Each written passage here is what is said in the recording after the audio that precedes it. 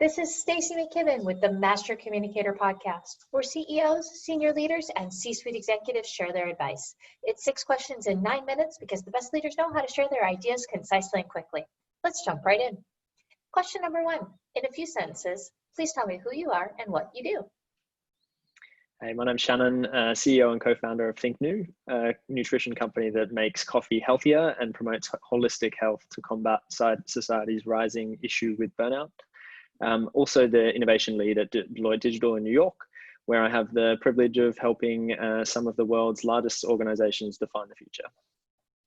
Well, that's amazing, and especially right now in a time when I think we're getting all more frantic and frenetic than ever. I'd love to hear from somebody whose goal is to calm us all down.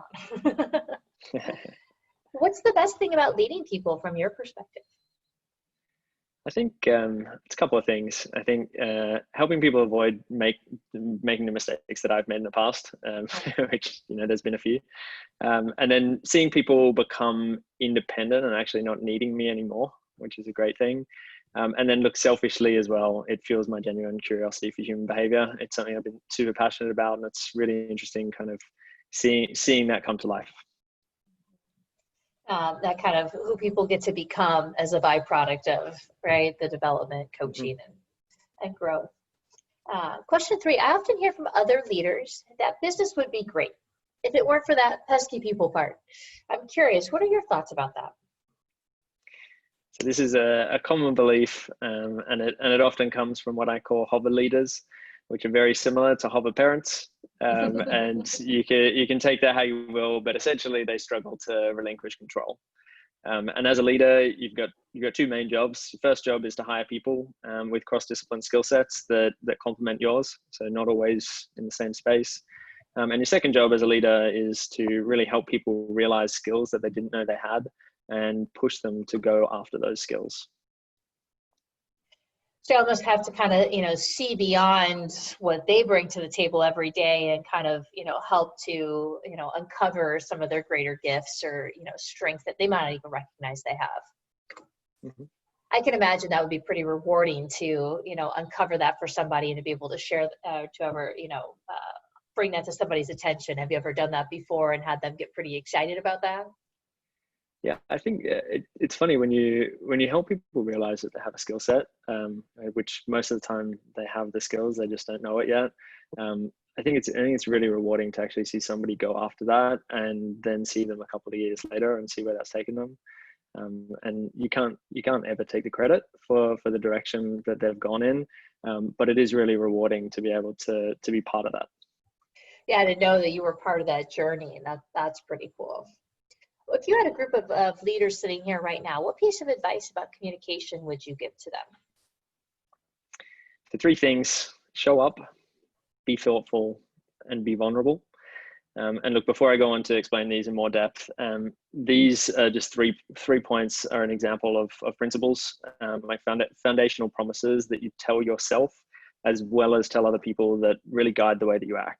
And if you can fundamentally get people to agree on principles in an organization, and not just at a face value, at a surface level agree, like truly believe, then you will actually reduce conflict and progress towards a common goal. So it's also important to note, though, like when you've got principles, however you define them, that they should never be stuck in the cement, and you should always be able to change them. They should be flexible, and they should be based off retrospection. So always making sure that you set time to reflect on those principles collectively as a group. So I think for the 3 principles that I've outlaid at the start, firstly, if we think about the first one, so show up, and that's about being present.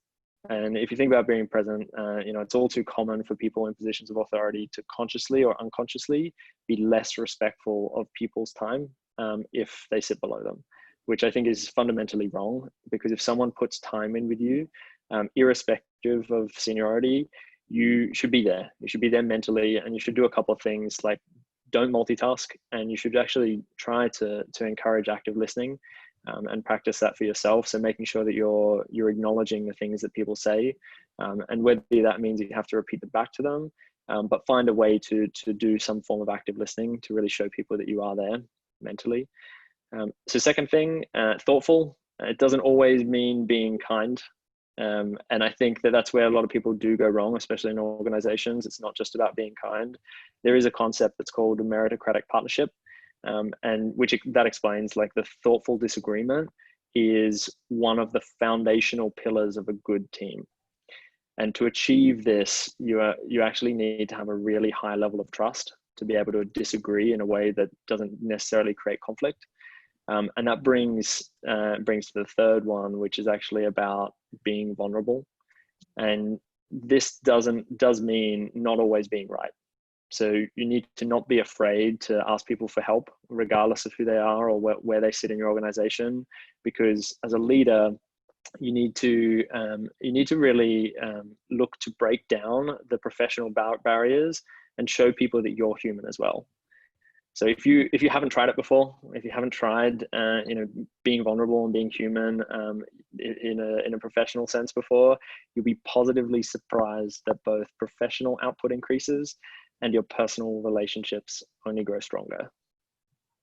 I love that. Show up, be thoughtful, be vulnerable. Great insights.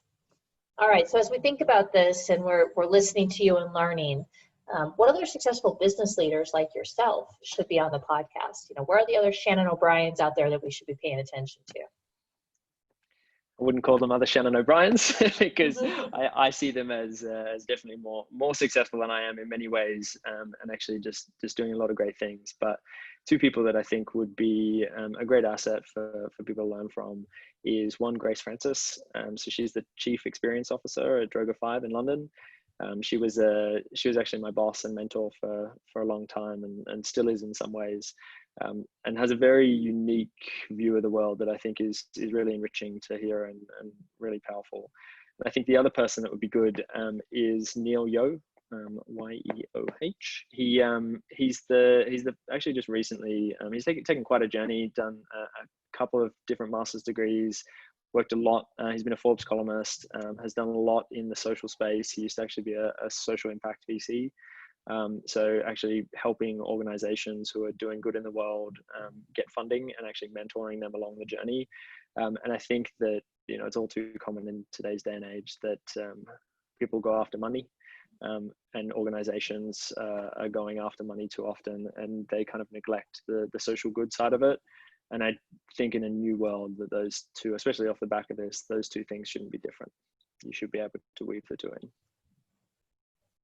All right, bring us home with magic question number 6. Tell us about your favorite boss or teacher who's really influenced you. So I actually gave you a 2-in-1 answer before, and I'm going to go back to Grace. She taught me a lot and about both work as well as kind of worldview. I love that. As you think about this question, those ideas of, the people who have influenced us and how do we get to pay that forward to other people and really use the gifts that were given to us to be able to enrich somebody else's life. So that's why this is one of my favorite questions. Well, thank you so much for being on the show today and, sharing some of your insights and, the humility with which you express, some of your learnings. How can people find you if they want to reach out and introduce themselves or learn more about you? Yeah, best way is just to do it via LinkedIn. Always open for a chat. So if you do have questions or you literally just want to connect and jump on a phone, always welcome. That's great. Well, again, thank you so much, Shannon, for being on the show. We really appreciate having you here. And this is Stacey McKibben with the Master Communicator podcast. For more ideas and insights, please do go check us out at www.concilioteam.com. And we look forward to seeing you again next time. Take care. Thanks, Stacey.